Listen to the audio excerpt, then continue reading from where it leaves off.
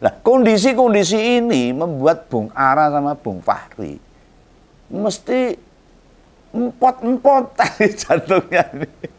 Lah bagaimana merealisasikannya? Coba dihitung sederhana aja lah. Bila 3 juta harus terwujud dalam 1 tahun, berarti sebulan mesti terbangun 250.000 rumah.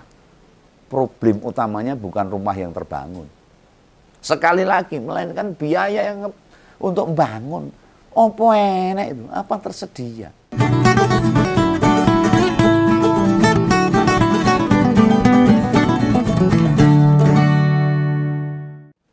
Wah, Om Begawan sudah lama ini nggak ngebahas politisi dulu dari PKS, Bung Fahri Hamzah yang sekarang ada di Gelora. Apakah Ngompoles masih ingat ini Bung Fahri sekarang punya jabatan apa? Dulu waktu masih di PKS atau sekarang di Gelora, dia banyak kritik ke pemerintah Jokowi.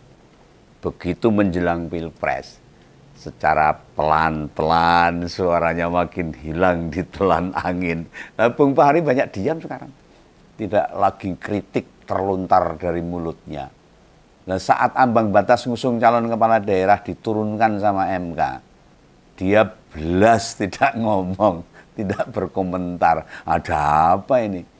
Padahal hilangnya ambang batas mengusung calon kepala daerah itu jadi salah satu konsentrasi.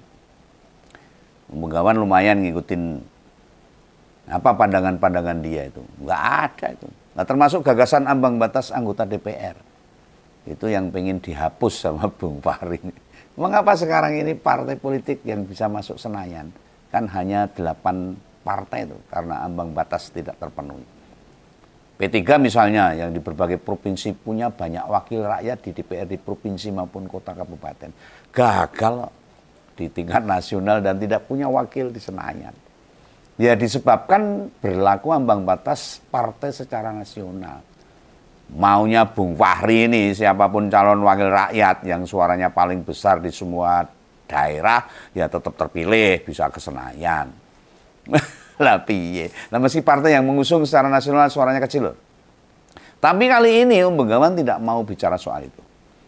Terus ben diurusi wakil-wakil rakyat sana, ya tugasnya dia. Lah Ngompol pengen bedah pernyataan mantan petinggi PKS yang sekarang di Gelora itu soal kemampuan anggaran pemerintah. Nah, ya ini. Ada yang ingat Bung Fahri jabatannya apa? Yang tadi belum saya sebutkan. Posisi Bung Fahri saat ini pejabat negara loh. Jabatan resminya adalah Wakil Menteri Perumahan dan Kawasan Pemukiman. Salah satu program pemerintah Prabowo menciptakan rumah rakyat jumlahnya 3 juta rumah per tahun. Duitnya sopo, boh kita nggak tahu, Begawan nggak tahu. Nah, ngeri banget ini programnya. Loh, malah menurut Begawan ini program yang ngoyo-woro. Kalau saya bilang halusinasi nanti marah. Tidak berbasis rasional, nggak pakai nalar. Alias dilandasi kajian yang matang dan mendalam untuk sebuah program 3 juta rumah ini. Nah, posisi Bung Fahri yang sekarang ini kayak Malati loh, tahu Malati itu? Malati itu kayak bumerang ke dirinya sendiri. Senjata makan tuan lah. Yang dulu sering banget kritik apapun ke pemerintah tanpa banyak yang menyorot. Nah, kerjaan Bung Fahri yang sekarang ini bebannya abot banget. Pol-polan nih. Gak usah banyak dikritik, mungkin tiap harinya wis penuh dengan tantangan, masalah. Lah targetnya Prabowo itu gak tidak berbasis dengan kajian yang rasional.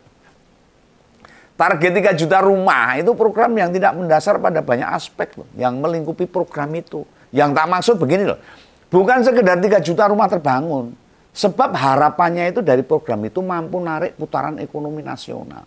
Persoalannya, apakah waktu program ini direncanakan adakah proyeksi? Kira-kira tahun 2025 hingga 2029, kondisi ekonomi Indonesia seperti apa kan nggak tahu. Lah kalau mengabaikan situasi ekonomi saat program berjalan, lah bagaimana memasukkan tangan ke kolam penggemukan buaya yang gak dikasih makan seminggu? Iso tangannya katut toh. Lah mestinya saat awal menerima mandat, ada kajian atau penilaian independen pada rasionalitas program ini. Begawan sih seneng-seneng wae. ada program kayak begini, 3 juta rumah, masyarakat banyak yang dapat rumah. Nek wis omah-omah dapat omah itu bagus, malah empuk Bu. buat buat bajong-bajongan itu bagus, buat sasaran tembak kalau memang ini programnya kayak gini. Untuk mengkritik sak geleme dhewe bisa ini. Nah, tapi kritikan ngompol Begawan dari yang saya sampaikan ini harus ada pengimbangnya, harus datanya harus komplit. Idealnya mesti gimana? Ya, Begawan tidak asal kritik. Tapi nggak tahu baiknya bagaimana. Aku model gitu tuh saya nggak suka. Lah program 3 juta rumah mudah atau bisa jadi tonggak perputaran ekonomi nasional. Itu syaratnya loh tuh, bila pertumbuhan ekonomi kita itu di atas 8%. Lah saiki sekarang ini paling banter tuh 5%. Ya kenaikan lah 5,3%. Ya gak worth it. Tidak akan sukses itu. Nah nggak tahu juga nih siapa sih yang dulu merumuskan program ini di belakang Pak Prabowo dengan program 3 juta rumah ini. Lemai sopo, duit sopo, sing arep manggoni sopo. Lah waktu zaman SBY JK ada program 1000 tower. Kalau kita ingat dulu tuh. Maksudnya adalah mendirikan 1000 rusunami maupun rusunawa. Dan hingga jabatan Pak BY rampung hanya terrealisasi 10% saja. Artinya berarti cuma 100. Bagaimana 10 tahun pemerintahan Jokowi? Dia menargetkan 1 juta rumah rakyat tiap tahun. Dan di akhir pemerintahan mampu direalisasikan, malah di tahun 2002 sudah terbangun 9,8 juta rumah. Nah, ngomong dengar sendiri toh, kalau memang berhasil kan Om Begawan ya tidak akan nutup-nutupi. Pak Jokowi berhasil tahun 2002 untuk membangun 9,8 juta rumah. Nah, yang baik kita katakan baik kan. Tapi dari apa yang tak uraikan, jelas banget jumlahnya. 10 tahun ini mewujudkan 10 juta rumah saja. Wah, keter. 10 tahun loh itu. Berarti 1 tahun itu 1 juta rumah secara nasional. Nah sekarang pemerintah Prabowo menargetkan per tahunnya 3 juta rumah. Artinya kalau 5 tahun itu 15 juta rumah. Ngeri deh. Dibandingkan pemerintahan sebelumnya meningkatkan 3 kali lipat. Kira-kira apakah janji ini masuk akal? Nalar. Mau ditangani ahli manapun, ngebuat programnya wis tidak berdasar sama sekali. Asal ngomong, asal nancep ke program. Dan terhadap janji itu yang kebebanan ya jelas menteri sama wakilnya. Menteri Perumahan, siapa menteri PKP? Bosnya Bung Fahri ini. Ya itu eksodusan dari PDIP itu Bung Marwara Rais. Lah mereka berdua itu kelimpungan memenuhi target presiden dengan 3 juta rumah per tahun. Pasti tidak akan terrealisasi. Ini ramalan Begawan. Ya coba. Bisa dihitung aja lah. Apa kaitannya sama Bung Fahri? Nah, waktu ketemu para pengembang, Bung Fahri bilang, meminta partisipasi pengembang buat merealisasikan hal ini. Atau mengeksekusi ya.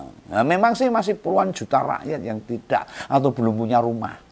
Tapi cara menyediakan rumah, nyiapin rumah buat rakyat, kan harus didasarkan kemampuan anggaran negara. Soal lahan mungkin sih ada. Itu lahan-lahan yang tidak terpakai sebagai hambalang dan sebagainya, yang mangkrak-mangkrak itu buat aja perumahan. Atau tanah-tanahnya para koruptor itu disita juga nggak apa-apa. Tapi membangun rumah itu bukan kayak sulap bim salapim, tidak dengan ujuk-ujuk. Lah meski Bung Fahri bilang meminta pengembang atau kontraktor buat terlibat, masalahnya apakah ada duitnya? Pengembang suruh urunan gawe bangun dulu, nanti pembayarannya ruwet ya, malah repot nanti. Lah pas di Jogja itu yang di pertemuan dengan pengembang, elit Partai Gelora ini sesumbar. Uang ada dan banyak buat rakyat. Tenane itu loh. Yakin duitnya ada dan siap dibayar buat pengembang yang bangun rumah. Lah wong buat membiayai program makan bergizi saja mau minta urunan dari rakyat kok. Malah banyak pemotongan-pemotongan anggaran yang lain. Yang terakhir pengganti gizi, ulat saku. Gimana mau membangun rumah? Pemerintah harus pontang-panting loh ini. Mulai dari jatah perjalanan dinas dipotong. Duit bangun IKN dikurangi. Proyek infrastruktur banyak dihentikan. Rakyat nanti jadi nggak dapat apa-apa itu tuh, fasilitas masyarakat. Nah, Pemda disuruh patungan dari APBD. Ini kan jelas banget pemerintah nggak ada duit. Untuk satu program makan bergizi gratis loh. Apalagi untuk bangun rumah, 3 juta rumah per tahun.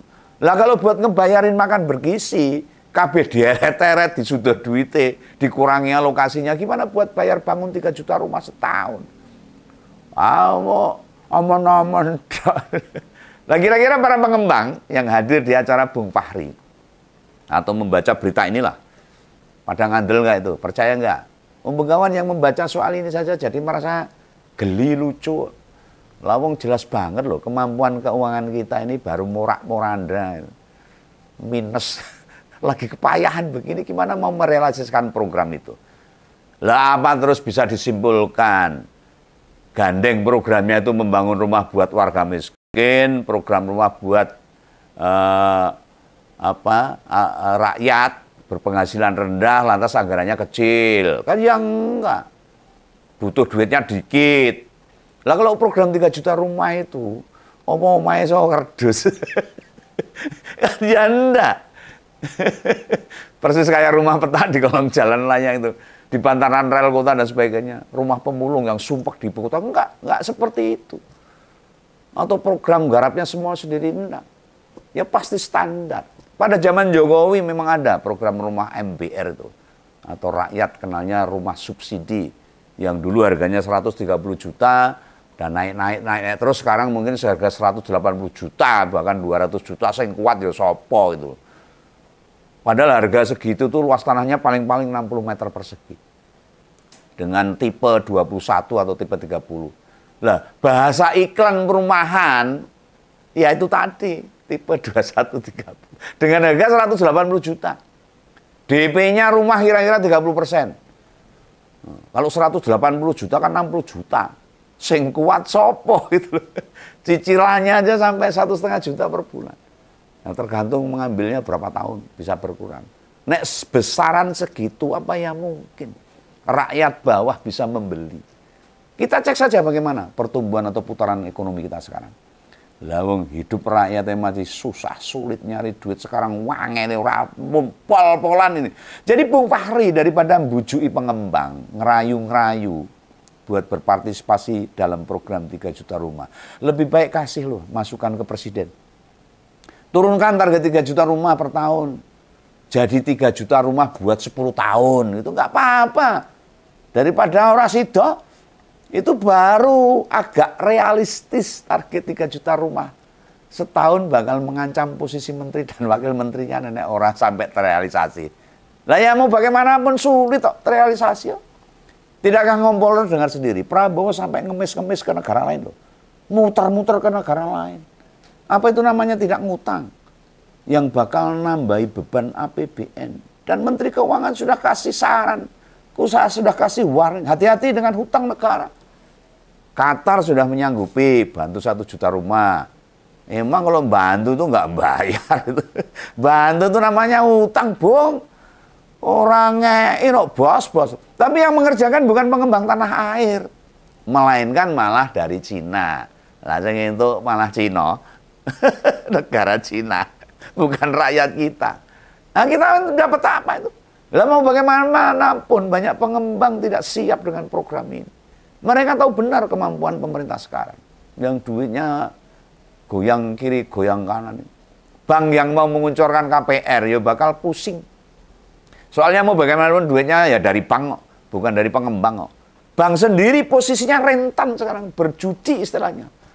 Bila ngucurnya KPR atau kepanjangannya kredit kepemilikan rumah, nek tiwas digerojok duit lalu rumahnya ora laku, tidak ada yang beli, bubruk. Kan duit bank mandek, nggak ada yang diputar. Ya Erno banknya itu. Lah otomatis posisi begini membuat kondisi bank akan dinilai tidak sehat. Ancaman kredit macet pada KPR sangat besar peluangnya dengan kondisi ekonomi seperti sekarang ini. Namun zaman COVID saja loh banyak yang mesti di reskudel, menjadwal ulang cicilan biar duit bank balik lagi tuh. Nah silahkan panjenengan nanya ke tetangga atau teman yang kerja di bank. Sekarang ini putaran duit bank itu banyak yang nabung atau yang banyak yang pinjem itu.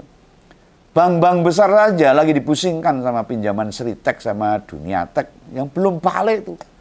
Dua perusahaan tekstil besar Indonesia pinjamannya gede-gede semua tuh. Sudah puluhan, bukan puluhan M lagi, tapi triliunan atau bahkan ratusan miliar. Nah, kondisi-kondisi ini membuat Bung Ara sama Bung Fahri mesti empot-empot tadi jantungnya ini. Lah bagaimana merealisasikannya? Coba dihitung sederhana aja lah. Bila 3 juta harus terwujud dalam 1 tahun, berarti sebulan mesti terbangun 250.000 rumah. Problem utamanya bukan rumah yang terbangun. Sekali lagi, melainkan biaya yang untuk membangun. Apa enak itu? Apa tersedia? Ya. Makanya menteri yang paling terancam saat ini, yang kerjanya benar-benar ekstra kerja keras, mikir mumet pusing ya hanya Kementerian PKP ini. Menteri lainnya tidak begitu berat lah, kadang-kadang banyak yang nganggur. Soalnya tugas menteri PKP tidak berhenti cuma mendirikan rumah, tapi ekosistem bank juga kudu berjalan. Jangan sampai loh ekosistem bank terganggu, macetnya cicilan. Begitu banyak macet, kan ekonomi terganggu. Sektor lain terpengaruh, kinerja pemerintah akan jadi sorotan rakyat. Dan rakyat semakin tidak percaya pada pemerintah. Lah ciloko itu. Iya ini pendapat teman-teman. Sampai jumpa, salam Begawan, salam Empol. Jangan lupa subscribe. Dadah.